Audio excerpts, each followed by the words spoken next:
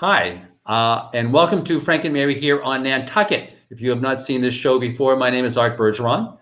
My day job is as an elder law attorney at Myrick O'Connell, but this is not about my day job. It's about my friends Frank and Mary, whose goal in life is very simple. They want to live in their house until they die and be buried in the backyard. And if that's on Nantucket, that means right here. They don't want to go to the mainland. They don't want to go to Martha's Vineyard, God forbid. They want to be right here.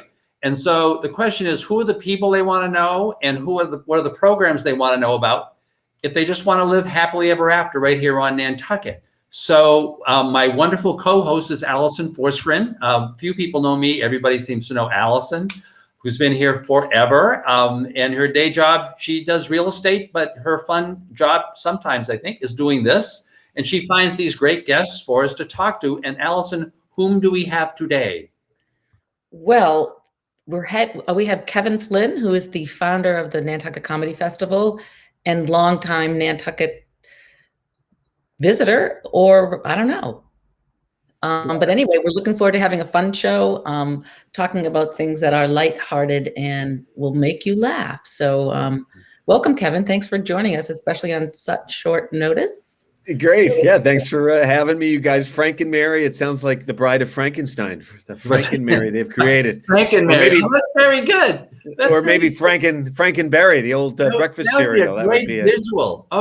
Frank and Mary as a visual sounds great. But it is terrific that we're doing some light stuff. We spent a lot of our shows, because we did this a couple times a month all through the pandemic, and some of those were not like happy shows, And right. It's so wonderful for a lot of us to just be feeling like, wow, somebody turned the switch back on and life is returning, So thank you for being on. But now, as Alison mentioned before the show, my standard first question is, how did you get here? Because everybody's got this backstory. Alison's kind of like been here forever, but most people have got like a backstory as to, how they I won't say the word, how they got here. Well, I tell you, it was my sister, my younger sister, Kelly, was out there in the summer, and I went out to visit her, which is almost 40 years ago now, believe it or not. Time goes quickly, but there's a certain sense when you walk on Nantucket, you're the type of people that either get it or you don't get it, and most get it. They kind of get out and they're like, this is a really special place. The air, just the feeling that you get, you're kind of like, when I get off that plane or the ferry, I'm kind of like, I take that deep breath and I'm like, I made it. This is my cool place, my safe place. And when I was a soccer player, I would, have the summers off. And so I would go out and visit my sister there. And I fell in love with the place. And when I met my future ex-wife out there, and basically when I became a stand-up comedian, I was living in New York City. And I used to do this really fantastic reverse commute. I would work in the city Thursday, Friday, Saturday, and then I'd jump on a plane from New York to Nantucket, on a Sunday. I'd head out to Nantucket on a Sunday, and everybody else was heading the other direction. And it used to be a really cheap ticket because they kind of call it a deadhead, where the planes are empty. Everybody's coming back to New York, or they're going to Nantucket on a Friday. So for me, it was some really great times. And I met my ex-wife at a yoga class out there, and had a beautiful daughter because of it. So it's a very special place to me. And then I would also say that for me, I did a couple of plays out there. I was living in Los Angeles, and I had never been in a play. And this is when I was sort of single later. And Richard Carey asked me to audition, and I auditioned for a play, and I got the part. And the theater was dark on Sunday, Monday, Tuesday. And I asked him one night if I could do stand-up comedy there. And I put up some posters, and we had a full show that night. And I wound up doing stand-up on Monday nights at the Methodist Church for about 15 years. And that's basically how I started the comedy festival. Wow. Yeah. So I actually knew your sister back in those days. So I remember her Kelly. well. Yeah, see her around with her family these days. Well, it's perfect because my sister Kelly and her husband are both teachers, and they would work all year as teachers, and then they would go out to Nantucket in the summer. Sort of a perfect combination, if you ask me. Right. And so for you now, are you on Nantucket a lot of the year, or just a lot of the summer? How do you work that now? Because you're still doing a lot of stuff. You're not. You're pretty young. You're like all my Frank and Mary. You're like the son of Frank and Mary. Frank and Mary, yeah. Right? Junior Mary. Frank and Mary's son. Well, we'll do that visual too, right? Well, the whole thing with the age thing is very interesting because I think people, we looked at our parents' generation and they all smoked, they all drank, nobody exercised, that sort of thing, and people got older quicker. But we seem to be living longer and in better years now. It's funny. My mother is just an amazing woman. She's 88 years old. I went to her birthday party the other day, and I had called her a couple of weeks ago from Florida, and I said, "Mom, what are you doing?" And she said, "I'm helping an elderly couple move." I'm like, "How old are these people? Give me a break." So, but she's very funny with the technology. My mother will. She said to me, she called me and said, "I've been texting you on my BlueBerry and you're not responding." And I'm like, "Well, first of all, Mom, it's a BlackBerry and no one's had one in 10 years, but thanks for playing. I love it." So that's right. My mother with the text. So it's all good. But I started to do a play out there, started to do stand-up out there. And then I don't know if you know, but the Nantucket Comedy Festival supports a children's charity called the Stand Up and Learn program, which teaches little ones how to do stand-up comedy. Basically, to teach them how to build self-confidence and self-esteem through public speaking.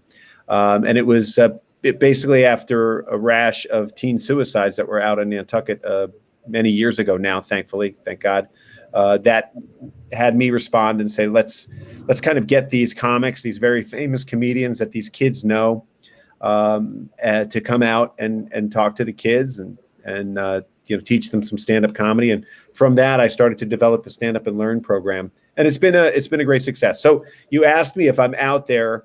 I am. I'm pretty much out there every 6 weeks during the winter to do the Stand Up and Learn programs and do a professional show at night for adults, because January, February, March on Nantucket, it's a great community, but we need some laughs at that point in time. Oh yeah. Oh yeah. You really need some laughs at that point. I remember the first time I was on Nantucket.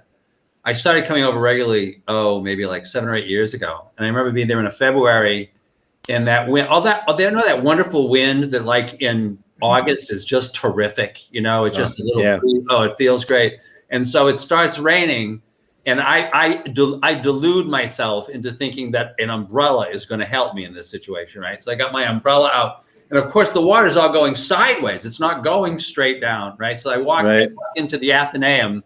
It's like a 3-minute walk, completely drenched, and thinking now, and I have to do a seminar at the Salt Marsh in a half an hour, and I'm just going to look stupid, but that's just kind of the way it goes, right? Yeah, well, rain, as Alison would know, it never comes down straight on Nantucket. It's always windy.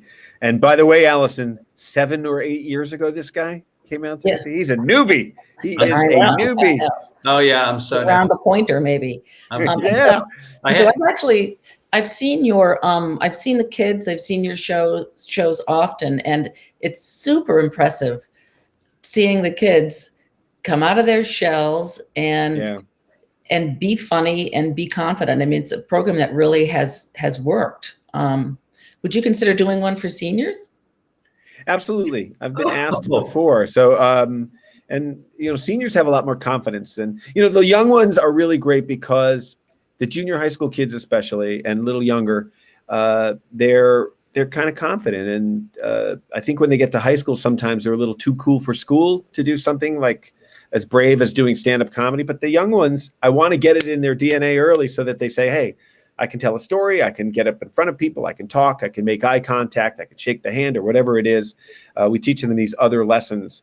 But I think we should do that. I think maybe this winter, I think I can, when I come out for the kids, I can come out for the adults, the seniors maybe. And what I would ask them to do is write a little something first and have an idea about what I can help you with, because little kids, when they get up and start talking about their parents are just dying with laughter, because they're sort of like, wow, I never got that perspective from my son or daughter. They're hearing their lives commented on, on stage. And so it's fun. It's empowering for the kids, and it's empowering for the parents as well to watch their kids do this. And I think seniors would really love it. I think they'd be great.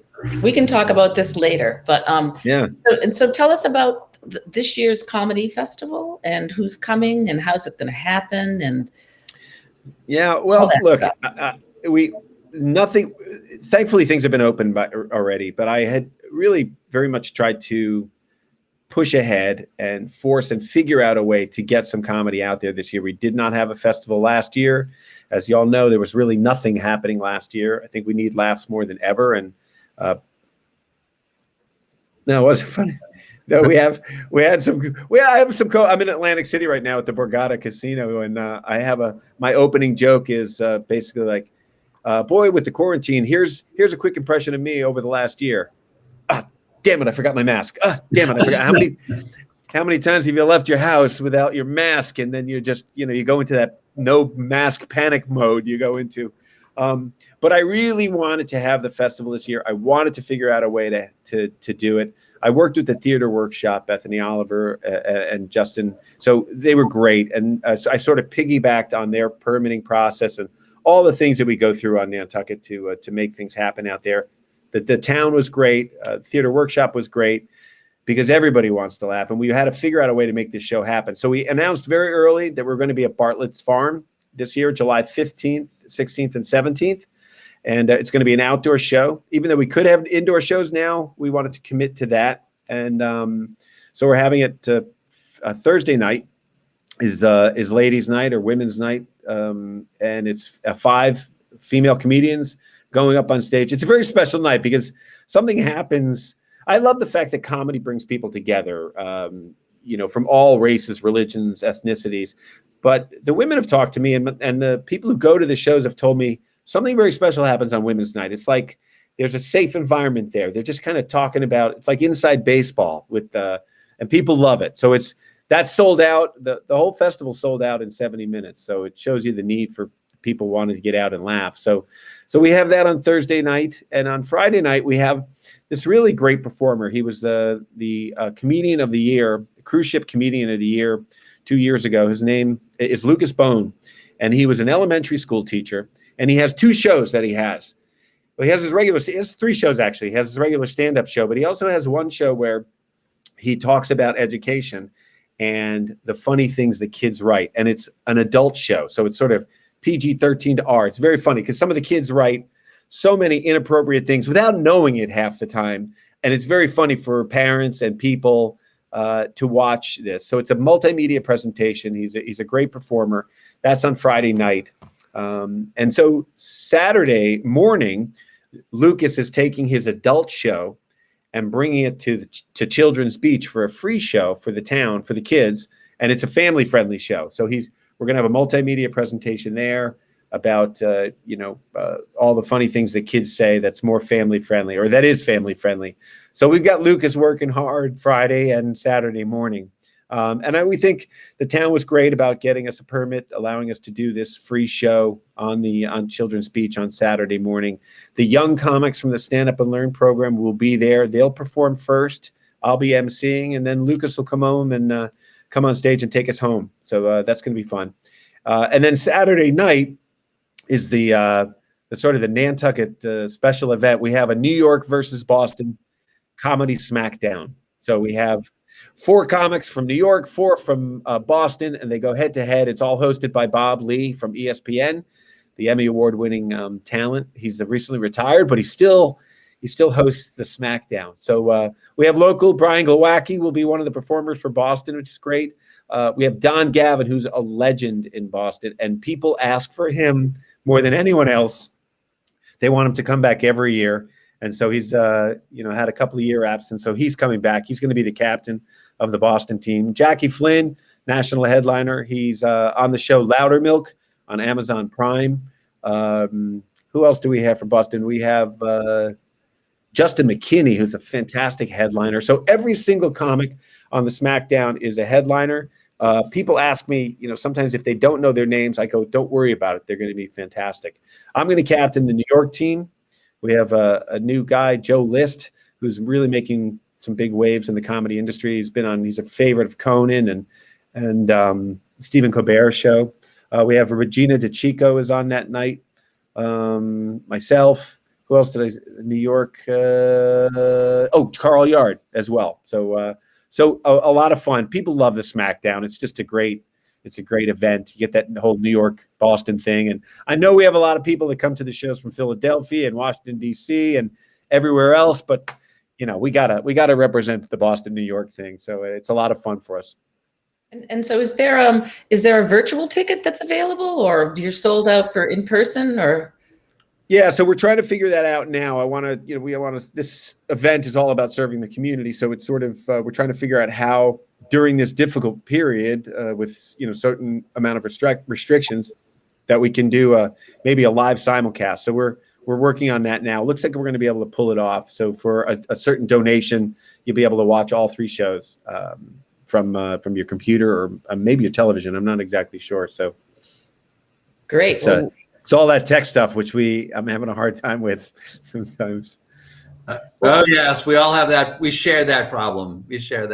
Well, we can make sure that information is in the Saltmarsh Gazette, which is the email that's sent around to people who are members of the Saltmarsh Center. So that would be great if you could share that when you have it together. Absolutely, we have a schedule of events, so it would be easy to do that for you guys. Yeah, I'll send it to you on your emails. That's great. Yeah.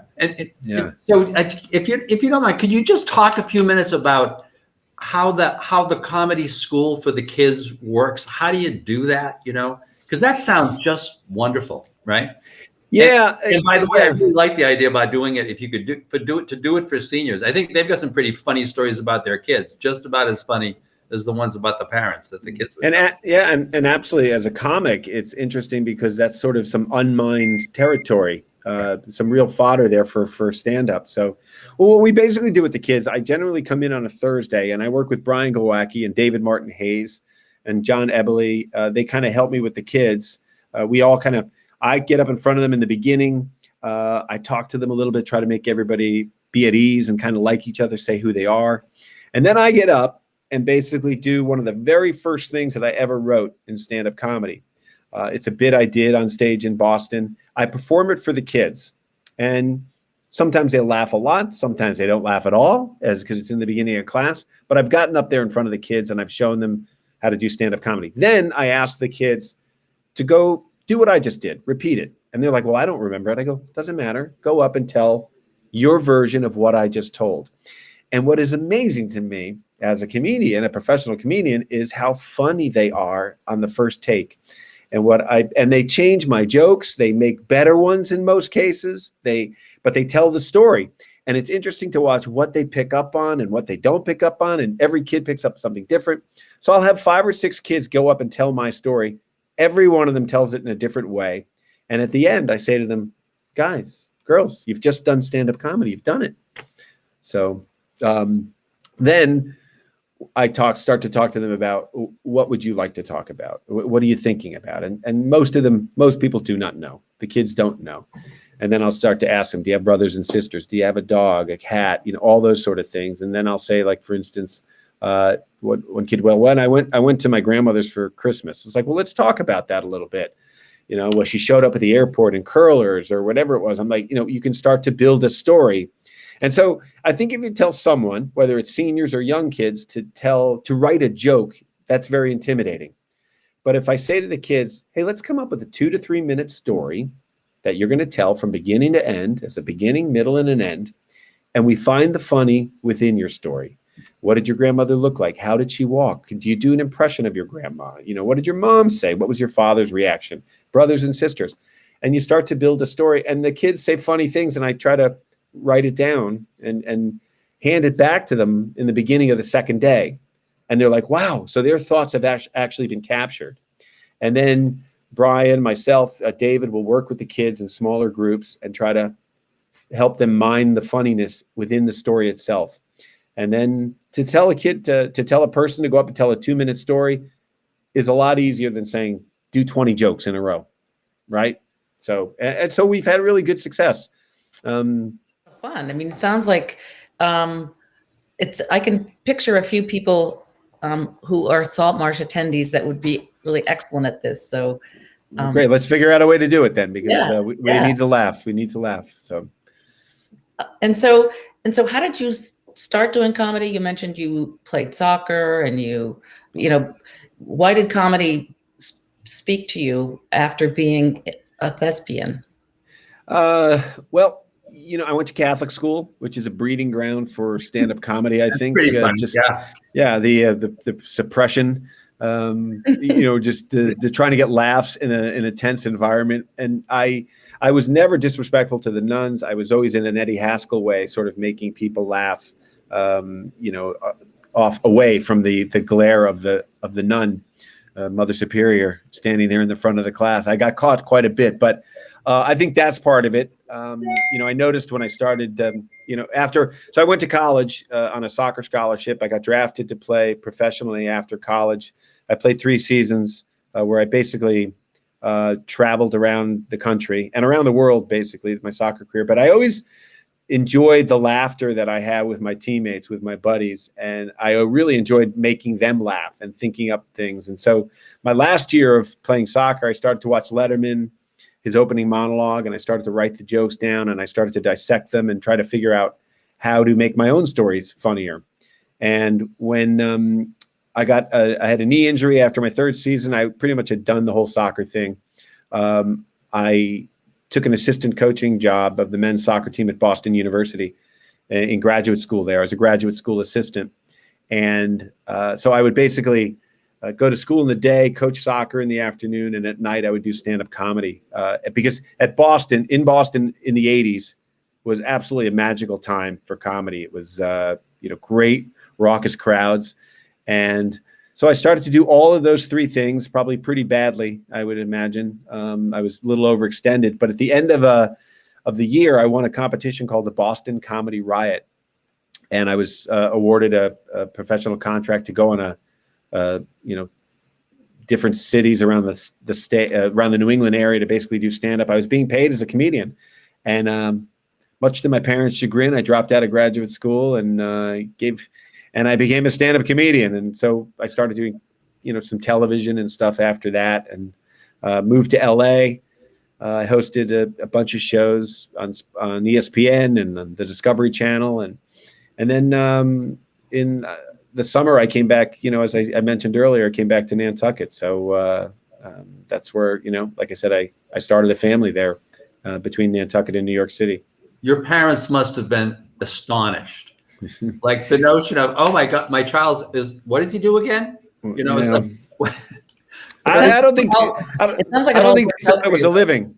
I mean, but one kid said, one of my friend's sons, who's younger, said stand-up comedy. He goes, "Dad, I didn't know that was an option," which I always thought was very funny. It's like, many would argue it's not an option. So it seems to have worked really, really well for you. I've enjoyed it. I've had a wonderful time. I said, I have a one-man play that I wrote called Fear of Heights. And one of the things I say in it is, my plan A was, professional soccer. My plan B was stand-up comedy. And most people are like, wow, that's a really bad plan A. Never mind a plan B. Give me a break. But I've had a good time. I've had an enjoyable life, and I hope I have a lot more of it. So can I have one other trivia question? Have any of I'm sure that your classes have ended up producing a lot of kids and adults with a much better sense of humor, or at least the confidence to be able to kind of deliver. Did anyone become a comic?